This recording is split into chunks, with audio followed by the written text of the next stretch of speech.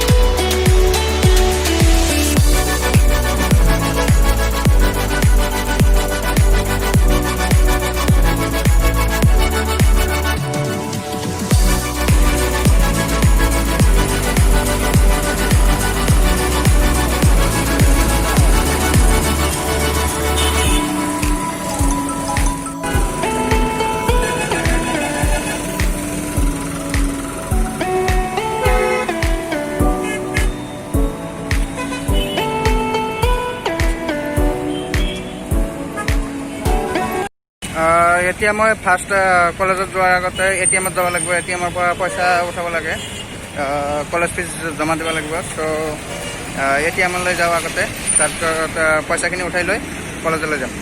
চ' বলক এটিএমলৈ।